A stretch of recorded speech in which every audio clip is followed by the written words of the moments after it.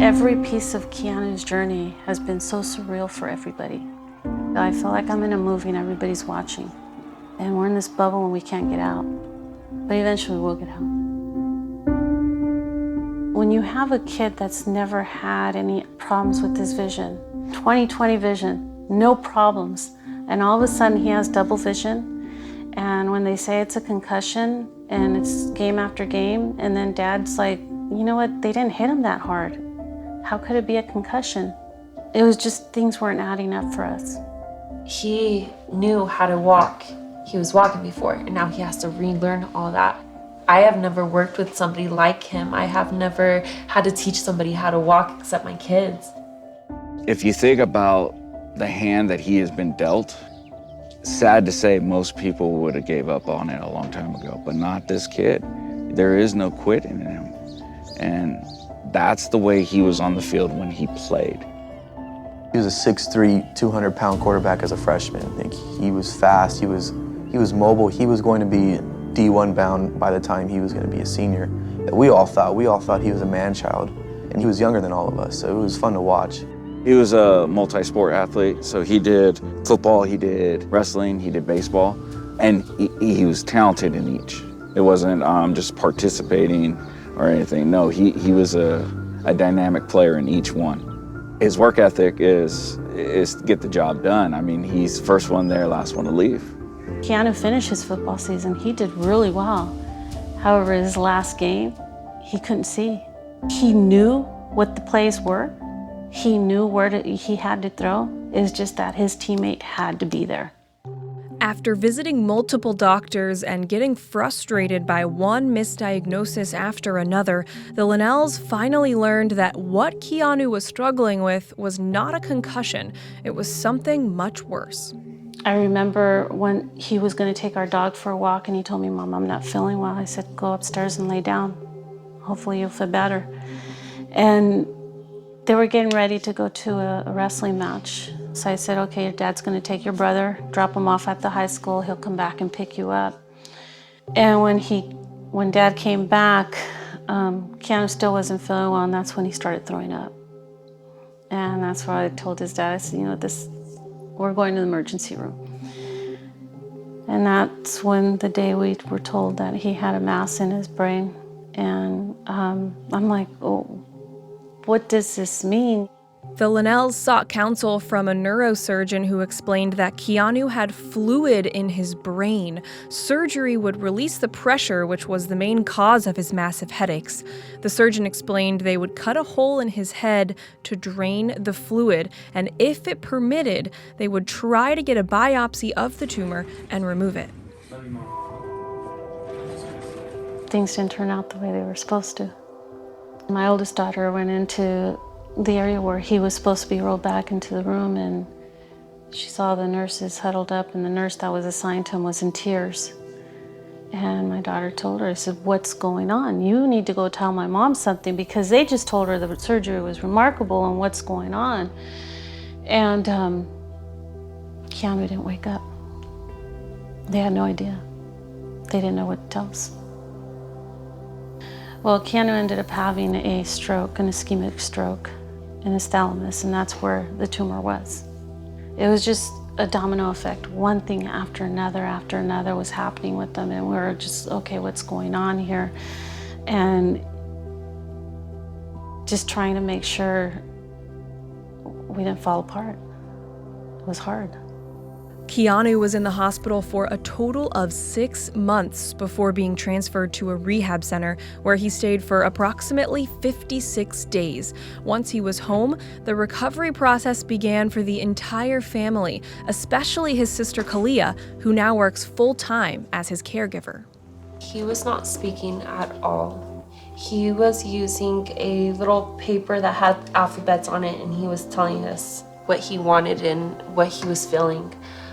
He was not able to move any of his limbs, so he had probably like less than 5% mobility, and then no mobility at all on his right side.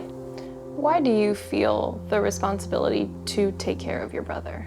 You have to be there for family. Always be there for them, because there's nobody else that's going to be there for you.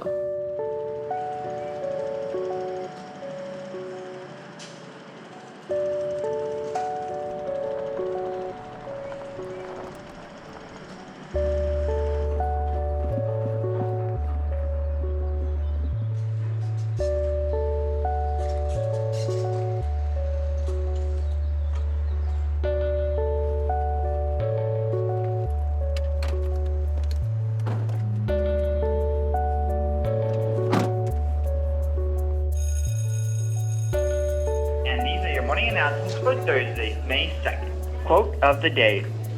If you have a positive attitude and constantly strive to give your best effort, eventually you will overcome your immediate problems and find you are ready for greater challenges. Yes. We're actually getting a lot of stuff done during school. We're actually a team. Give your best educated answer. What do you feel like a piece would mean?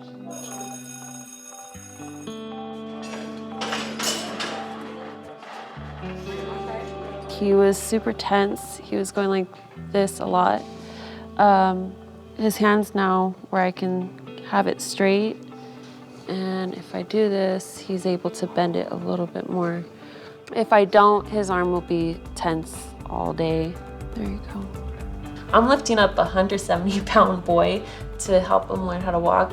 Go like this and squat. It's definitely a journey for us. It's a learning process for both of us. He's learning about himself, and I'm also learning new things about him. She's been there every step of the way, and we all respect her as like, that's his caregiver. Like without her, he would be in a dark place because she's helped him out so much. Like it's incredible. Okay, straighten out that arm. I can definitely say it's rough going through this process mentally for us. Not just for him, it's a mental journey, I think, for all of us. Sorry.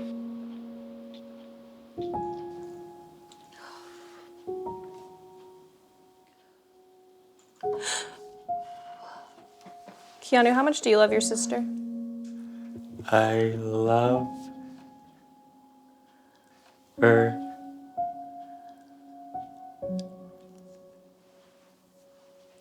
from here to there. I love my sister Galia. Stop, you're making me cry. I wasn't supposed to cry. I love you too.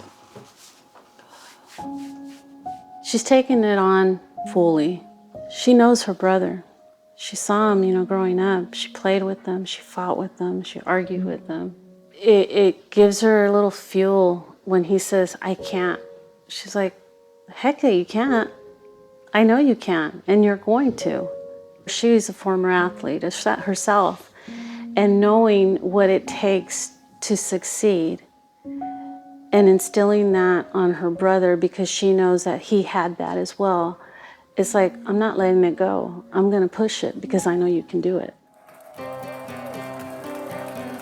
Since it's happened to him, we've had the whole community support us. Not only like our neighbors, we had the whole community coming to our house, doing prayers with us and making us food and having dinner with us.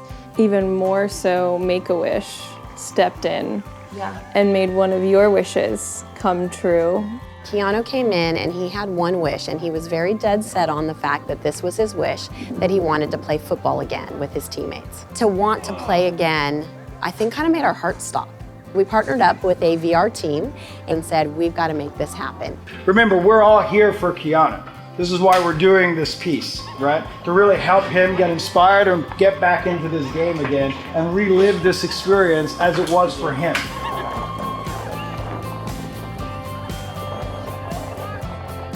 They put on me a helmet and I saw myself in the screen. Ladies and gentlemen, I bring to you number 5, Keannu Linnell. Chest up, young soldier. We've been here before, we know what it is. We're just thinking what you're gonna do to bring out your sleeve, what's under your sleeve to bring us to victory. Because you've done this before. We're the general and we're your soldiers. We believe in you. You never gave up on us, so we're never gonna give up on you, man. Do what you do, and can't wait to see you out there second half, man.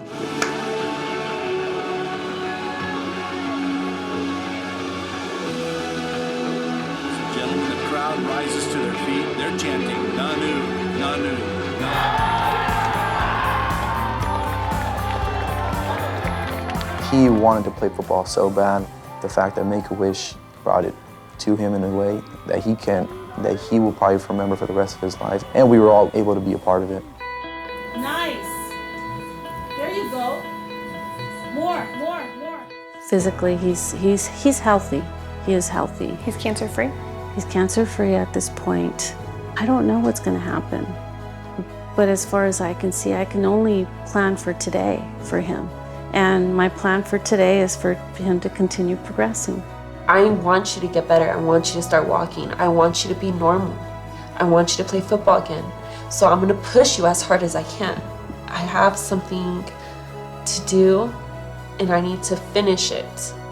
It's inspired me that to take what I have, don't take it for granted, because something's not going my way in my life. I gotta keep pushing through, try to be a fighter just half as much as Keannu is. I hope Keannu pulls off his comeback, just like any quarterback would do in the last 2 minutes of the fourth quarter. Pull off the comeback and show everybody that he's still here. Ready?